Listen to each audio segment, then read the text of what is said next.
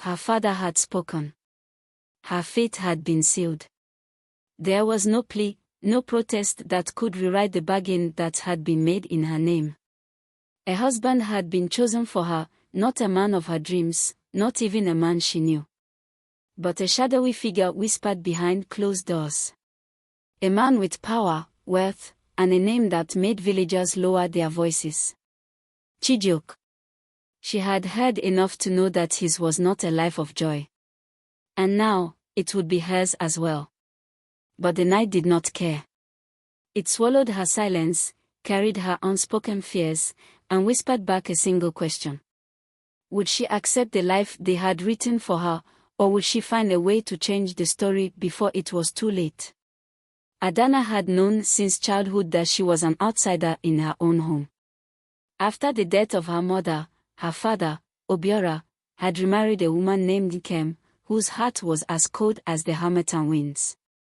Nkem had brought her own daughter, Ifunanya, into the household, a girl draped in fine Ankara fabric and adorned with golden jewelry, while Adana wore hand-me-downs and endured scornful glances. Ifunanya was the daughter of privilege, the heiress of their father's affections, while Adana was the forgotten shadow. That morning had been no different. While Ifunanya sat at the dining table picking delicately at her suyo-spiced chicken, Adana had been bent over a basin of soapy water, scrubbing the stains from her stepsister's clothes. She had barely finished her chores when her father called her into the sitting room, his voice heavy with something she couldn't quite place. The sight of his furrowed brow and Kem's smug expression set alarm bells ringing in her head. Adana, Obiora began, clearing his throat, I have found a husband for you. The words slammed into her like a tidal wave, knocking the breath from her lungs. A husband, she echoed, barely able to form the words. But Papa, This is not a discussion, Nkem cut in, her voice sharp. You should be grateful. Do you think you have the luxury of choice?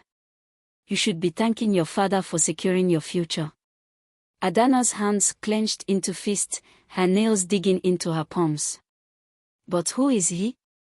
Obiora hesitated. His name is Chijioke, the son of Chief Madu. The name alone sent a jolt of unease through her. Chief Madu was the wealthiest man in their village, a man whose riches were spoken of in hushed tones, but it was his son who made people whisper behind closed doors. Chijioke, the crippled heir of a vast empire, a man who rarely left the confines of his father's grand estate, a mystery wrapped in tragedy. Adana's heart pounded. Papa, please. I don't know him. You don't need to, Obiora replied, his patience thinning. Chief Madu is offering a bride price that will secure our family's future. Do you think you have any better prospects? Do you want to waste away in this house, scrubbing floors while Ifunanya builds a life of comfort? Ifunanya smacked from her place on the couch, twirling a golden bangle around her wrist. You should be thanking us, she said, her tone dripping with false kindness. Not everyone is lucky enough to marry into wealth. Adana's stomach twisted. This wasn't luck, it was a sentence. A life she had no say in.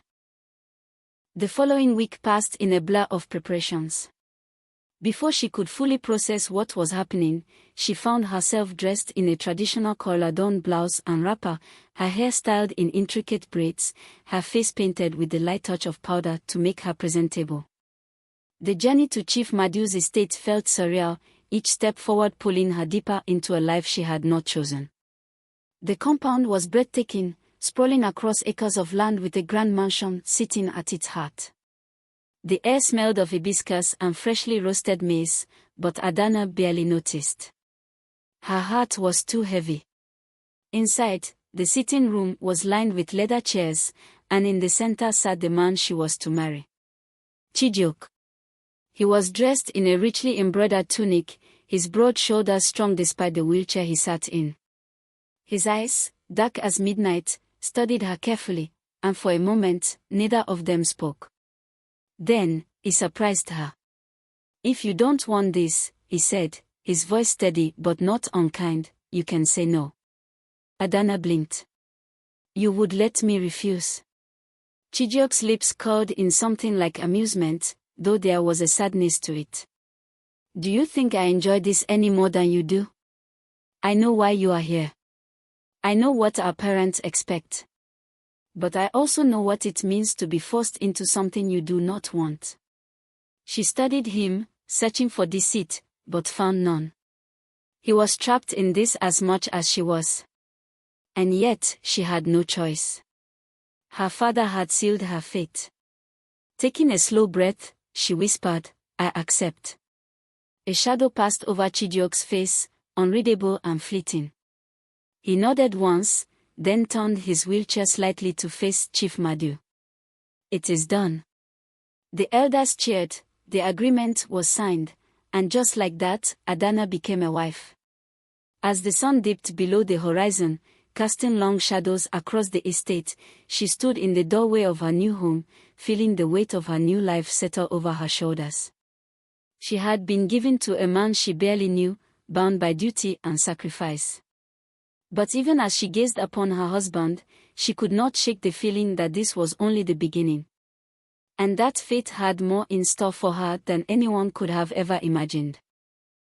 The first few days in her new home felt like walking through an unfamiliar dream. Adana woke each morning in a vast chamber, the walls adorned with intricate carvings of her ancestors, the air filled with the faint scent of sandalwood and hibiscus.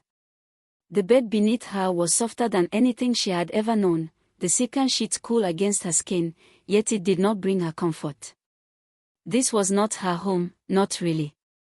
She had been placed here like an ornament, a prize bought and paid for, and no amount of luxury could mask that truth. Chijioke, her husband in name alone, remained an enigma. He was polite, distant, never unkind but never seeking her company either. He spent his days reading by the great windows, his wheelchair positioned near the sunlight, or attending to matters of the family business. Servants flitted around the mansion, offering her everything she could possibly need, yet she had never felt more alone.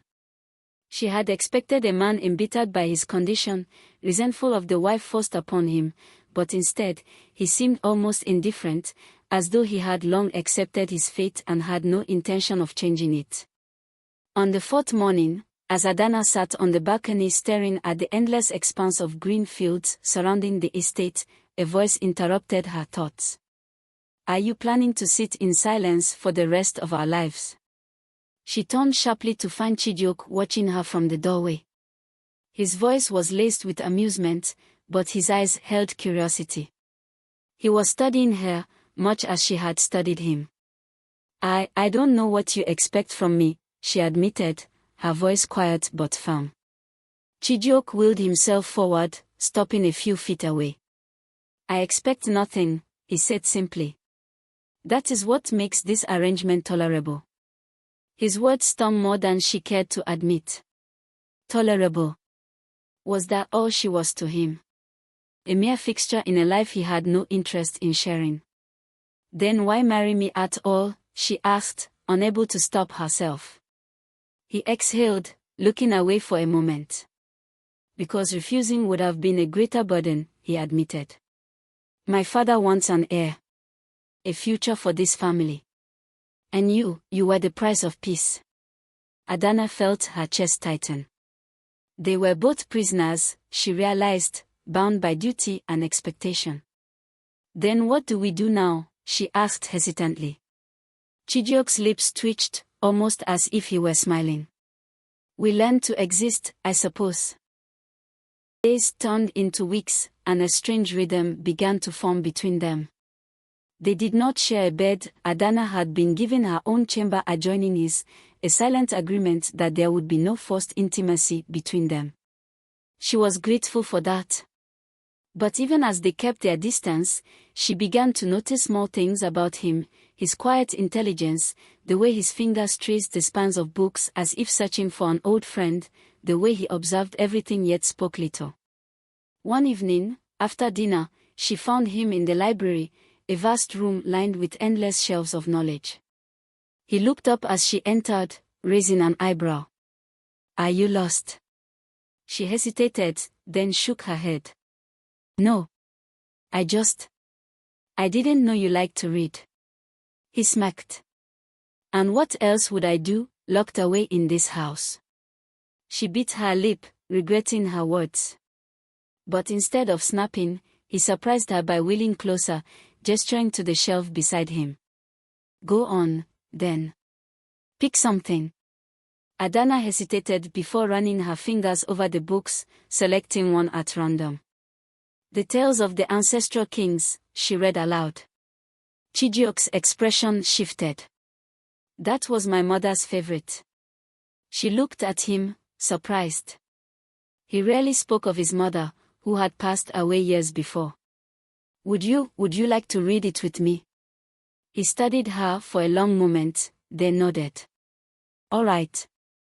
And so, that night, for the first time, they shared something real. She read aloud, her voice filling the library with ancient stories, while he listened, his gaze fixed on the firelight flickering against the walls. And for the first time, Adana felt a crack in the walls they had built around themselves. But not everyone was pleased with the slow shift between them.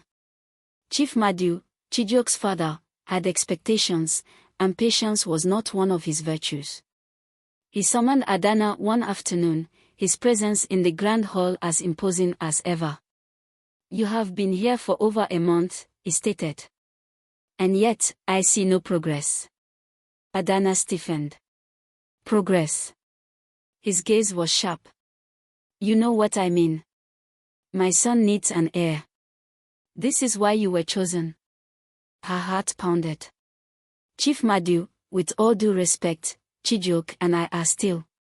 I did not ask for excuses, he interrupted coldly. I asked for results. Adana clenched her fist, anger rising. She had been treated as property her entire life, shuffled between the wants of others like a pawn. But this was her body. Her choice. And she would not be bullied into something she was not ready for. With a steady voice, she met his gaze.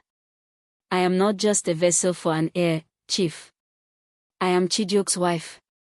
And I will not be rushed into anything that he himself has not asked of me. For a moment, silence filled the hall. Then, to her shock, a slow smirk crossed Chief Madu's face. You have fire, he said, almost amused. Perhaps more than I expected. She did not flinch under his scrutiny. If she was to survive in this house, she needed to show she was not weak. That she was not here to be controlled. As she turned to leave, his voice stopped her. Remember, girl, he said, his tone lowering. You may have Chijioke's patience, but my patience is another thing entirely. Adana swallowed hard but did not turn back. She walked away, her heart pounding, knowing that the battle for her place in this family had only just begun. That night, she found Chijioke in the garden, his wheelchair positioned under the glow of the moon. He glanced at her as she approached, noting the tension in her shoulders. My father spoke to you, he guessed. She nodded. He wants an heir. Chijioke exhaled. Of course he does. Adana hesitated before sitting beside him on the stone bench. I told him I wouldn't be forced. A long silence stretched between them before he turned to her, his expression unreadable. You stood up to him? She met his gaze. I did. For a moment, something flickered in his eyes, respect, perhaps. Then, he surprised her by reaching for her hand, his fingers warm against hers. Thank you, he murmured. Adana's breath caught. It was such a simple gesture, yet it spoke volumes. He had never touched her before. Not out of necessity, not out of obligation. But now, he was offering something else entirely. Something real. She tightened her fingers around his, realizing that the walls between them were not as unbreakable as she once thought. And maybe, just maybe, this marriage was not the prison she had feared. Maybe it was the beginning of something neither of them had expected. Adana had always believed that love was something distant, something that belonged to stories told by firelight, woven into folktales meant to distract young girls from the harsh realities of the world. She had never imagined herself capable of experiencing it, especially not in a marriage born out of obligation. Yet, as the days stretched into weeks, she found herself seeing Chijioke in a different light. He was not the cold, withdrawn man she had assumed him to be. Beneath the mask of indifference, there was a sharp mind, a quiet strength that had nothing to do with the use of his legs. He was observant, always noticing the smallest details, when she was too tired to speak, when she had spent the night restless, when she needed space or when she needed someone to sit beside her in silence. And then there was his kindness. It was not the grand, sweeping gestures of the romance stories Ifeanyi had devoured as a child, but the small, deliberate moments, a book left at her bedside because he had seen her admiring it, a plate of food set aside because he noticed she hadn't eaten. One evening, as they sat on the terrace overlooking the vast lands of the Madu estate, Adana found herself speaking before she could stop herself. "Why don't you ever leave this place?" Chijioke turned his gaze away from the horizon, where the last sliver of the sun was disappearing behind the hills. "You mean, why do I stay locked away like some forgotten relic?" She hesitated, realizing too late that her question might have been too direct. I don't understand.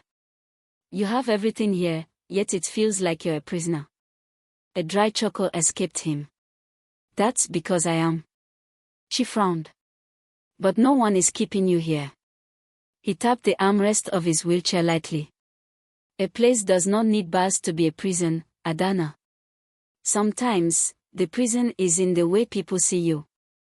The way they decide who you are before you even have a chance to prove them wrong." His words sat heavily between them, sinking into the quiet like stones in a river. She understood more than she wanted to admit. Hadn't she lived her entire life being told what she was, what she would become, without anyone asking what she wanted? Taking a deep breath, she said, "Then let's change that." Chijioke raised an eyebrow. "And how exactly do you plan to do that?" She stood, brushing the dust from her wrapper. "Come with me to the village market tomorrow." He let out a short laugh. "Adana, no one there has ever seen you. They only know what they've been told. Let them see you. Let them know you." He hesitated, searching her face for something she couldn't quite name. And then, to her surprise, he nodded. "All right." The next morning, the household was in an uproar. Chief Madu was away on business, but the servants stared in disbelief as Chijioke instructed the driver to prepare a carriage.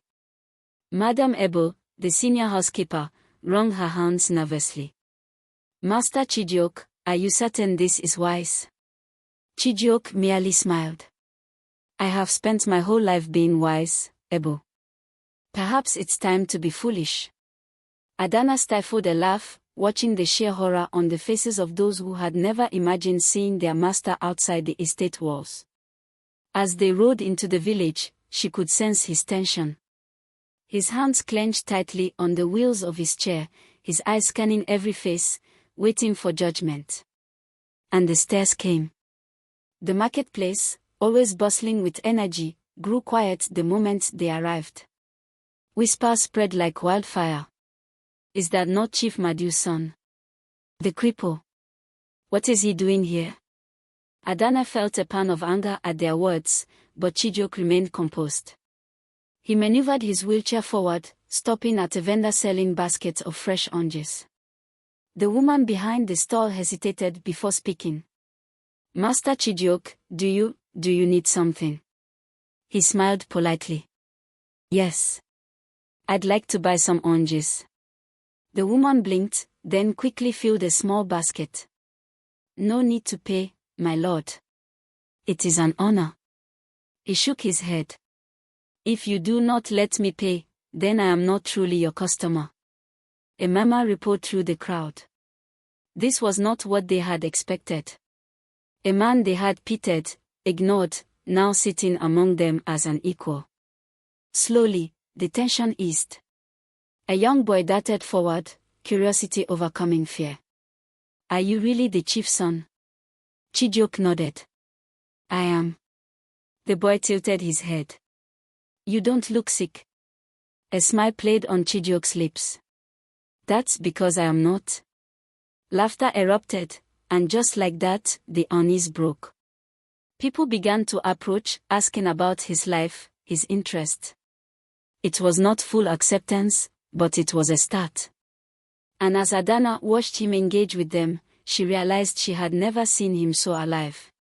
When they returned home, Chijioke let out a long breath. "That was exhausting." Adana grinned. "But worth it." He met her gaze, something unreadable in his expression. "Yes," he admitted. "It was." And in that moment, something between them shifted. That evening, as Adana was preparing for bed, a knock came at her door. She opened it to find Chijioke there, his face uncertain. "I wanted to thank you," he said softly. "For today." She smiled. "You don't have to thank me." He hesitated, then added, "You made me remember something." She tilted her head. "And what is that?" His voice was barely above a whisper. "That I am more than what they see." Her heart clenched at the vulnerability in his words. Without thinking, she reached out, placing her hand over his.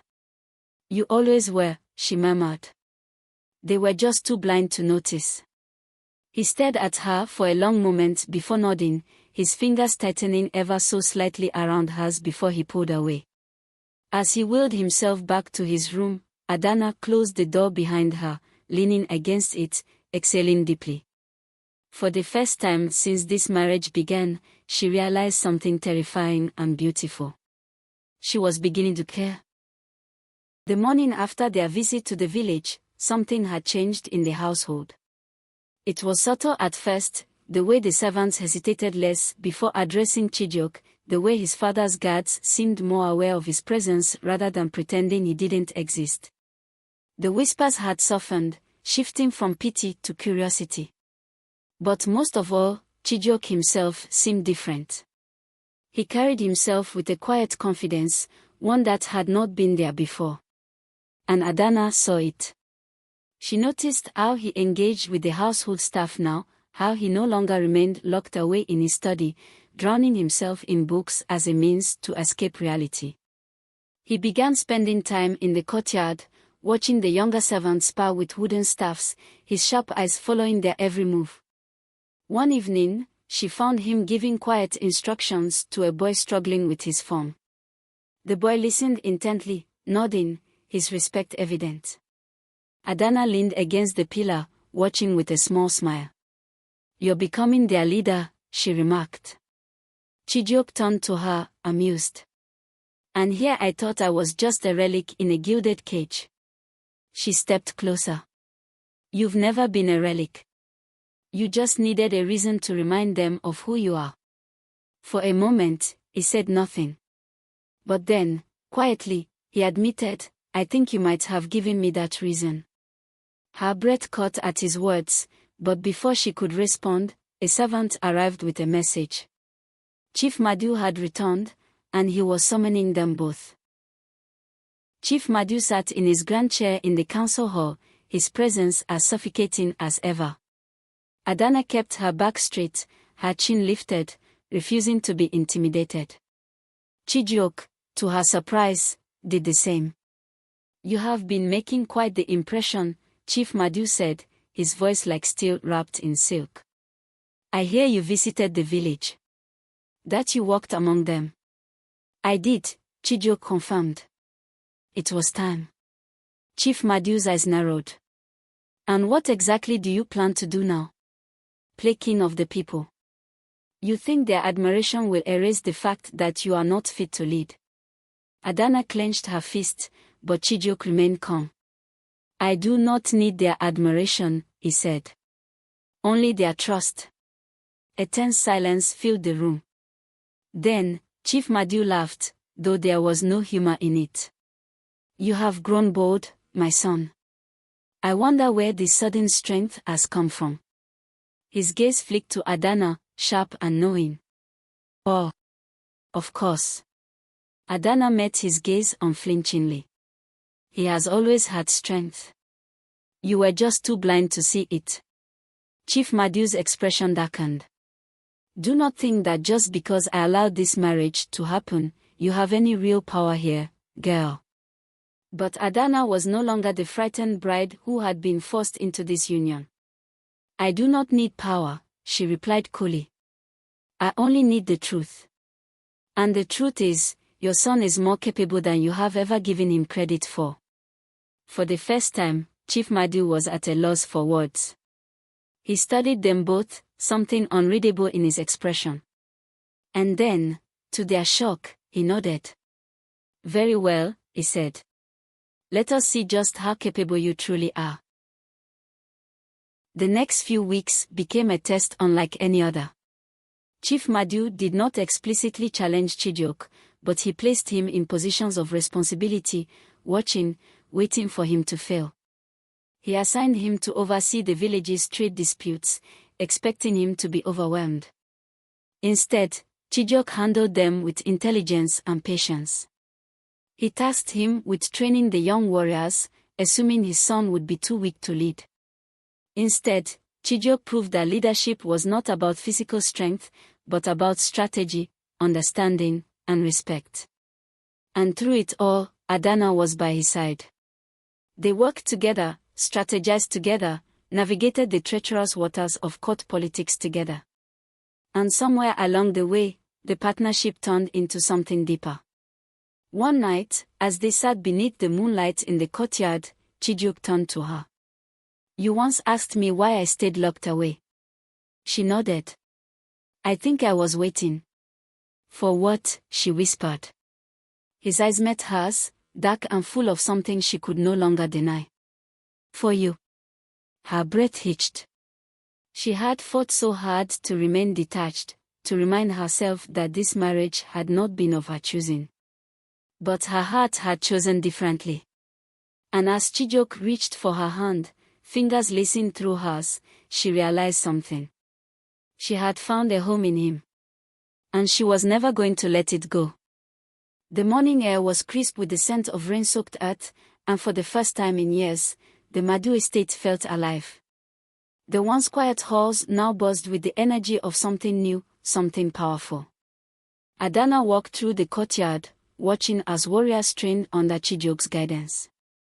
Merchants who once feared engaging with the household now sought counsel, no longer seeing Chief Madu's son as a forgotten figure. Chijioke had not only stepped into the role he had once shunned but had reshaped it into something of his own making. And through it all, Adana stood by his side, no longer just a wife by arrangement, but a partner in every way that mattered. But just as they had begun to settle into this newfound power, a final challenge loomed on the horizon. One evening, Chief Madu summoned them both to his chamber. His expression was unreadable, his voice steady but laced with something deeper, perhaps the realization that he had misjudged his own son. The elders have spoken, he said. They have seen what you are capable of, Chijioke. And they have agreed. Chijioke raised an eyebrow. Agreed to what? Chief Madu exhaled slowly. To name you as my successor. A silence fell over the room, heavy with unspoken emotions. For so long, Chijioke had believed that he would never be more than an afterthought, a man whose fate had been sealed the moment he lost the use of his legs. Now, he was being offered the very thing that had been kept from him all his life. Adana squeezed his hand, offering her silent support. She could see the conflict in his eyes, the weight of everything he had fought against now resting in the form of an opportunity. And what do you think? She asked, turning to Chief Madu. The old man's gaze flickered with something she had never seen before, perhaps regret, perhaps pride. I think I was wrong, he admitted. I spent so much time looking for strength in one form that I failed to see it in another. But you, Chijioke, have shown me something I cannot deny. You have earned this. Chijioke's jaw tightened, and for a moment, Adana feared he might reject it. But then, he nodded. Then I accept. The days that followed were a whirlwind of ceremonies, preparations, and newfound responsibilities. Chijioke was no longer just the forgotten son, he was now the future of their people. And Adana, who had once been discarded and unwanted, was now the woman beside him, the woman the people had come to respect and admire. On the day of his formal recognition, the entire village gathered at the central square. Dignitaries arrived, elders stood in solemn approval, and Chief Madu, though still formidable, now seemed smaller in the presence of the man his son had become. As Chijioke was presented before the people, his voice rang clear. For years, I was told I was unworthy. That my place was in the shadows. But strength is not in the body, it is in the mind, in the heart, in the will to rise even when the world tries to push you down. He turned to Adana, his expression filled with something deeper than words. And sometimes, strength is found in those who stand beside us. A cheer erupted from the crowd, a recognition of not just a leader, but a new era. Later that night, as they stood in the quiet of their chamber, Adana traced her fingers over Chijioke's hand, feeling the warmth of the man who had once been a stranger but had become her world. Do you regret it? She asked softly. He turned to her, his gaze unwavering. Not for a second. He smiled, leaning into him. Neither do I. And in that moment, she knew, the life she had been forced into had become the life she had chosen. Not out of duty, not out of obligation, but out of love. Because sometimes, fate does not bind us in chains. Sometimes, it sets us free. Thank you for watching.